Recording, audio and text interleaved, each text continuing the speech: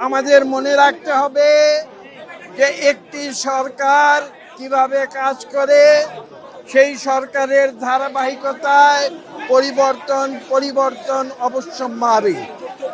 এবং সেই সূত্রে আমাদের মাননীয় প্রধানমন্ত্রী জনাব তারেক রহমান বাংলাদেশের কল্যাণকে সামনে রেখে, বাংলাদেশের সুশাসনকে সামনে রেখে, বাংলাদেশের মানুষের অধিকারকে সামনে রেখে তিনি সরকার পরিচালনায় কিছু পরিবর্তন এনেছেন। এবং সেই পরিবর্তনের ধারাবাহিকতায় আজকে আমরা সরকারের সঙ্গে 6 জন যুক্ত হয়ে আমরা এখানে এসেছি এবং আমরা শ্রদ্ধা প্রদর্শন করছি যাদের অবদানে এই বাংলাদেশ সৃষ্টি হয়েছিল।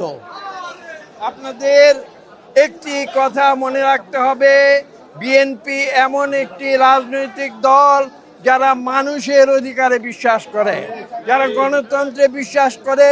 এবং এই দলটি কিন্তু বিগত 17 বছর রাজপথে মানুষের পাশে থেকে স্বৈরাচারের বিরুদ্ধে আন্দোলন করেছে।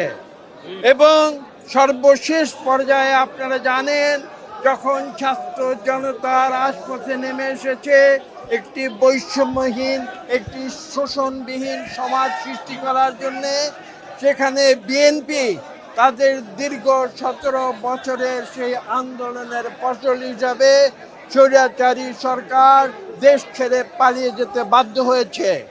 এবং পরবর্তীতে একটি অন্তর্বর্তীকালীন সরকার এসে এদেশে একটি সুষ্ঠু নিরপেক্ষ নির্বাচনের ব্যবস্থা করেছে, যে সুষ্ঠু নির্বাচন বিগত 20 বছর বাংলাদেশে হয় নাই। এবং বাংলাদেশের মানুষ 2026-এর ফেব্রুয়ারি নির্বাচনে তারা নিজের খুশি মতো ভোট দিয়েছে, তারা যাকে চেয়েছে তাকে ভোট দিয়েছে। এবং এটার নামই হচ্ছে গণতন্ত্র। মানুষের ইচ্ছায় মানুষ যাকে চায়, তাদের মানুষের প্রতিনিধি যাদেরকে তারা নির্বাচন করে, তাদেরকে নিয়ে সরকার গঠিত হয়।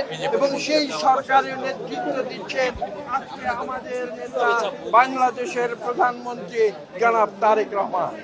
কাজে বক্তব্য আজকে দীর্ঘ করার কিছু নেই। আমরা গণতন্ত্রের পূজারী, আমরা জনগণের সঙ্গে থেকে জনগণের কল্যাণে কাজ করি, ক্ষমতার জন্য